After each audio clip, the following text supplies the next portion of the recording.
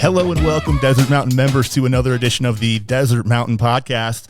If you're watching on YouTube, you can see this is a very special edition. We are here in the men's locker room. We're here with Sixwire. Hello, Sixwire.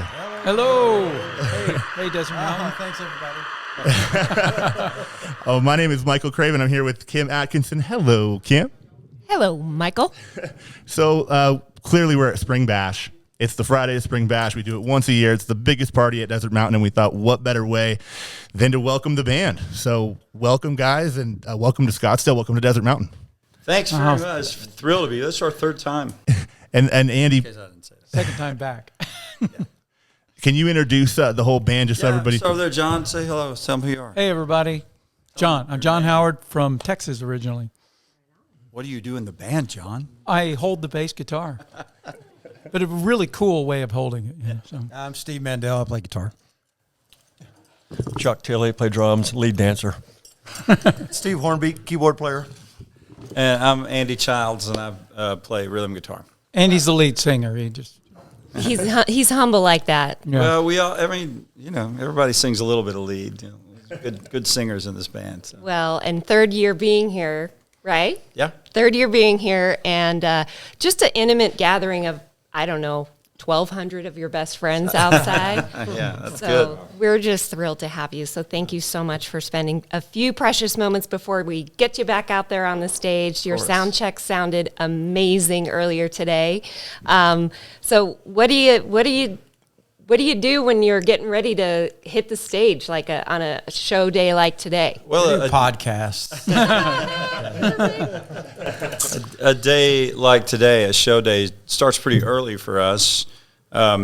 Since we all live in Nashville, and if we're coming to Arizona to do a show, most of the time we will fly in a day early. And yesterday we flew in early so we would have some time to spend with friends and rest up. And then today started pretty early. Our crew came over to the golf club here to get set up for us and get everything ready for us on stage. And then we came over and started doing a sound check pretty early today. And then we've got guest artists with us tonight. And so we had to sound check each one of them and run through a few of their songs that we haven't done in a while. It's always exciting for us. I remember the first year that you came out when we heard about the footprint that we would need to set up for Sixwire. Yeah. That was an eye-opener, I think, for our facilities team. Like, okay, we're hitting the big time now. This stage, this is not like a little riser that we have going on out there. Yeah. And so that comes with you on the road? No, actually, everything is local, and everything is rented, and we work with local companies. And we do that all over the country. Everywhere we go, we just send lists of equipment that we need for an event, and then local companies will bring everything that we need, and then our crew comes in to set it up and run it for us. Sounds great. I got a question. Okay, so I know that a lot of people around here definitely know who you guys are now. This is your third time here. I think third time in 4 years. Had a little hiccup there over COVID. Yeah, but we did, didn't we? Yeah. So everybody around here. I remember that. COVID. Rings a bell. Everybody around here knows who you guys are, but for the people watching the podcast who may not, I've heard you on stage the past couple of years. You all have a pretty good body of work. I think a lot of you have written for big artists. You've been in bands with huge artists that everybody knows. Would you mind any of you just kind of, name dropping some names or big timing yourselves here for a minute just to give people an idea? Asking us to name drop. Yeah. Oh, okay. Well.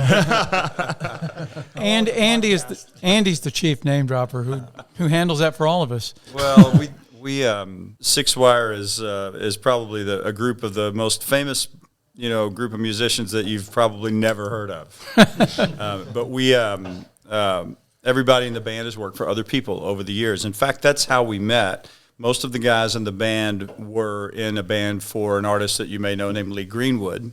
And we're traveling all over the world, all over the country, all over the world with Lee Greenwood back when we all first met. And I was the only one who wasn't in Lee Greenwood's band at any time, but I was opening a few shows as a solo artist back then. I was opening a few shows for Lee Greenwood, and that's how I met the rest of the guys, and we became friends. And we worked on sessions together in Nashville, recording sessions. We played for other stars on the road over the years, and we kept working together in some capacity. In the year 2000, we formed this band as it is, and so it's been the same group of guys all along in the year 2000. So it's 22 years that we've been together. We had one more member. He passed away in 2020. And other than that, there were 6 of us at one point, but there's 5 of us now, and we've been together 22 years this year. It's a long time, I think, in the band world, isn't it?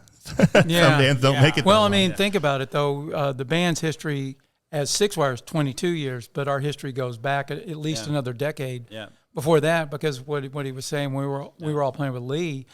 Then we all would move on to our separate other projects. There'd be like a couple of us working with this artist or that artist. We all kept like bringing our friends, and these were our best friends, into the other projects that we'd be doing, and so. You didn't name drop. No, I didn't.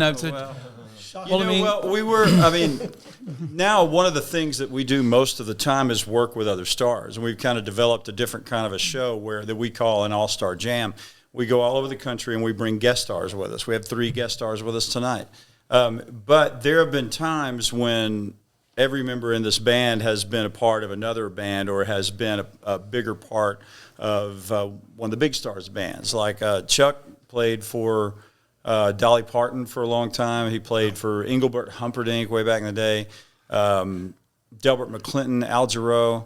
And he was also, all of us were in the band for Randy Owen for a little while, because Randy he is lead singer of Alabama, and Alabama took a bit of a hiatus, and Randy went out on his own, and he took pretty much this band with him to be his backup man. And he loved the way Chuck played drums, so when Alabama went back on the road, instead of their original drummer, they took Chuck out with him, and he was out with Alabama for 7 years, and we were trying to work around his schedule during that time. So that's Chuck. John, who all have you played with? I know it's Faith Hill, Richard Marks. There's a bunch more. Well, after Lee, Steve got in with Randy Travis, and that ended up like I was talking about, Steve going with Randy Travis eventually led me to being in Randy Travis's band. Then Randy Owen, Richard Marks, Felix Cavalieri of the Rascals, whom we've all played with and plays with us regularly. Richard Marks, just Our keyboard player, Steve Hornbeek back here, he played with, the ones I like the most, I mention all the time, are Eddie Rabbitt and John Michael Montgomery, and he was a member of Night Ranger, at least one show. It was on television. There's a bunch more. It's on YouTube. You go with Richard Marks for a long time, and it's kind of funny because it sounds like we're making it up. A lot of times I look at our list of artists that we've had to back, and I'm at right at 250 artists, I think, now. We've backed up together. We've backed up as a band. So, some of us, like me and John, both play with Faith, and then me and Chuck and John all play with Richard Marks. And then eventually we all play with Richard Marks at some of the shows that we do. So it's hard to name like everybody we play with, because I kind of forget who did I play with and who do we all play with. Well, it's a lot. But like I said, we bring each other into it. So one of us may get the opportunity with, an artist, and then we'll go, well, we need to bring these guys in, But everything always rotates around Sixwire, and that's the core. Well, you mentioned how it's kind of turned into this all-star jam, if you will. So that's one of the things I know that our members love.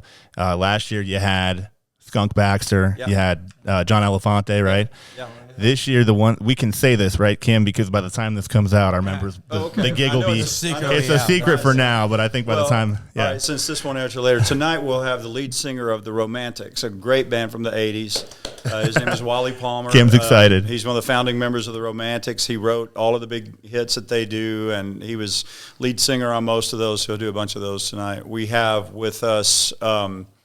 The former lead singer of Journey is with us tonight. You may recall that there haven't been very many of them, and he was out there making records with them and traveling all over the world as lead singer for Journey for about 10 years or a little better.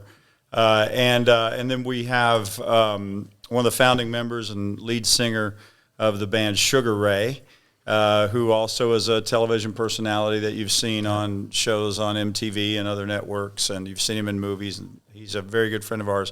His name is Mark McGrath, and he's a great songwriter and singer and entertainer as well. So it's a packed show tonight. It's going to be fun. Sixwire will do we'll do a lot of songs. We'll do some things that we did with other bands that we've been a part of. Like, we've been kind of a part of Little River Band at times, and we've been connected with the Doobie Brothers, and we've been connected with former members of the Eagles, and so there's a little bit of everything.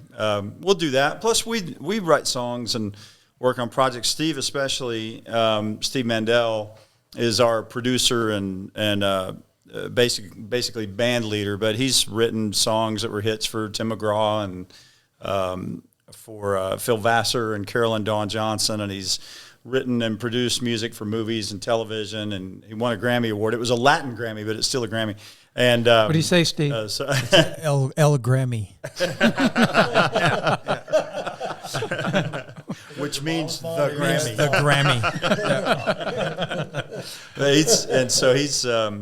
Grammy. So everybody keeps their hands in a lot of different things like that. Is it difficult when you go? I mean, take last year when you have Skunk Baxter, that's a certain era, and now this year Mark McGrath, that's a totally different era. You guys have to be pretty have a wide spectrum of style of music. Last weekend we played with Alice Cooper and Rob Halford from Judas Priest, and the lead singer from Creed, and the lead singer from Collective Soul. And the next day we played with the lead singer from Restless Heart, and we played all country music. So yeah, it's like we wear a lot of hats sometimes. Same thing. This coming week we'll be back in Nashville, and we have a show like this where we'll be playing with Jake Owen, who's had a number of hits in country radio, Gary LaVox, the lead singer of Rascal Flatts, Tyler Rich, and then Wendy Moten, who is an R&B singer who was on The Voice this past fall, and she's an old friend of ours. So yeah, I guess to answer your question, we have to be really flexible, but that's part of the fun of it. And we didn't really start out, when we created this band, we didn't really start out to be this flexible band that did a whole bunch of different things. We started out to make records. We signed to Warner Brothers Records in 2001, and we had an album come out on Warner Brothers in 2002. We had a couple songs on the radio, and we had a good run, where we went out and toured with a lot of people that had records out at the time. And that was all in country radio. And that was Steve produced the record, and we wrote the songs for the album, and so our intention was to be a well-known recording act for our own music. But we got a little run out of that. We got to do that, but everybody in this band is a little more, at the risk of sounding overconfident, everybody in this band is a little more well-versed than to just do these three songs we had on the radio for the rest of our careers. We're able to do a lot of different things. And now looking at it some 20 years later, getting to play music with a lot of the stars that were our heroes, that we now have their cell phone numbers, and we're running around the country and playing music with these guys, rock acts, country acts, in different eras, from the 70s, 80s, 90s, and sooner than that. It's really a lot more fun to do this, if we had, it would have been great to have a couple bigger hits than we had, but I don't know. This is a lot of fun doing this. So. But we actually played downtown Phoenix, a big street party in downtown Phoenix. And when we were promoting our first record, the country station had this huge outdoor. What was that? Downtown. KMLE or KNI? Camel, right? Yeah. And they had this huge big downtown street party, and we were one of the. No, I remember that. Yeah, got to play. Yeah. That's pretty cool. It was fun. We had a good time. It was just a big downtown like spring or summer fest. Yeah, I guess it was the station that Buddy Owens was at. KNIX. That was it was KNIX. So, yeah. That was in 2002. Okay. Yeah. That proves. Well, we're grateful to Chris Storbeck for introducing us to you and bringing you to Desert Mountain, that's for sure. Shoot. What's the story behind the relationship with Chris Storbeck? Just lots of mutual friends. That's so lots great. of mutual friends. We do a lot of fundraising, and we do a lot of performances for fundraising, and we bring a lot of these guest stars with us when we do. Our biggest beneficiary for the fundraising that we do is St. Jude Children's Research Hospital in Memphis. And we do actually 4 really big fundraisers a year for them. And in the past 10 years, our works, along with all the people that we work with, have raised, it's coming up on $25 million. But we our biggest one is in Palm Desert, California. It was not far from here, and he was at that event, and we've been doing that event for 10 or 11 years now, and we have a lot of big stars there. This year we raised $4 million there. A lot of mutual friends with Bill Moore and his wife Beth that are members here. They're great people, and they all just kind of connected us, and that's how it came to be. Well, that's wonderful. And yes, Mr. Storbeck, sir, he actually was on our podcast last week. So he was really excited that you all were able to join us today. Oh, that's great. That's great. So it's pretty great that we'll be able to share your stories with our members and get to know you all and have some time behind the scenes. Yeah. You get ready. Good. That's great. And I don't want to keep you too long. I know you got to get out there pretty soon. You're about 15 minutes, I think, till we take the stage. But just, I guess, one other question I would have is Desert Mountain a unique place for you to play? I mean, I'm sure you play a lot of different types of venues, but is this a unique place at a golf course to be this large? It is in that it's comfortable, and the membership is are good, easygoing people, So we don't have a stuffy place to play here, which we sometimes run into in an event like this. It's unique in that way. The other thing is the scenery is breathtaking. Like when you're looking at the stage and you see the rolling golf courses all around you and you see the mountains in the background and all, it's one of the most beautiful places to play that we play. And every year I see the photos from it and I see the highlight reel and I go, wow, can't wait to go back. Just a beautiful place. But I got to say, I can't stop singing the Roadrunner theme song every time I come up here. They're out here. Well, no, that's because I see them. I see them. Roadrunner. Don't. The coyote's after you. Well, I will tell you that our membership has been talking about the show last year for an entire year. I think that was because it was coming out of COVID. It was really above and beyond last year. So I think tonight's going to be just as good, if not better. It's the largest crowd we've ever had for a spring bash. It's over 1,000, and I think that's the first year we've done that. So we're all excited. There might just be video that we'll be preparing, so you might see this guy again out there with the cameras and the drones, and we hope that's okay. That's because fine. That's we got to perfect. recap this whole thing and Cool. just attempt to share how much fun it's about to be. We really appreciate you joining us. Thank you for giving us a little bit of your precious time. I don't know, you probably need to, you guys have been doing this so long. I don't know how much mentally you have to prepare for it to go on stage, but I appreciate you giving us. We've kind of been getting prepared for it all day long. Sure. Yeah. It's just a matter of going out there and Now you just doing what we got set up to do. But thank you for having us. We love it here at Desert Mountain, and we're thrilled to get to come back. So this was, in fact, last year it wasn't our first show post shutdown, let's say, post lockdown. Yeah. But it was the first one with a large crowd because I think we had 800 or 900 people last year, or somewhere around there. Yeah. Yep. And it was the first show after us being basically locked down for a while, where we weren't touring at all. And it was, I wanted to cry. I look at the audience, and there's like all these people out there. I thought, oh my gosh, maybe this is over. There was something special in the air that night. It was really special last wonderful. year. So, Well, they're going to flip tonight. I think it was May 7th, I believe, last year. Yeah. That's right. all right, guys, we'll let you go. All right. We really Thank you appreciate again. you All right, joining bye, us. everybody. Everyone. All right. Let's You party. ready? Hey, we're in your green room. We We can't. are in your green Check 'em, room. 1, 2. We intruded. Well, who's really intruding in this beautiful club? Somehow you let some rockers into this beautiful community of yours, and I'm honored to be here. Nothing but welcoming and kind people and people up for having fun. And I saw some of the footage of Spring Bash of years before, and my gosh, you guys know how to party. It's an honor. We know how to have a good time, You Mr. do. McGrath. I could tell. I had smiles on everybody's faces, and it's hard not to smile when you're at such a beautiful club like this, This is true. It's easily done. And it's hard not to smile when Mark McGrath is coming to sing for us. Yeah. Ooh, my wife would disagree with that radically, but I appreciate that. And, when you have a band, the caliber of Sixwire, I know you've had them for many spring bashes before. Yes. That's an easy thing to do. I always say, I hear when we're playing live, I hear little elements from the band that I haven't heard since we recorded the music, because they've got some of the best players out of Nashville, and they have 2 guitar players, and Sugar Ray has 1.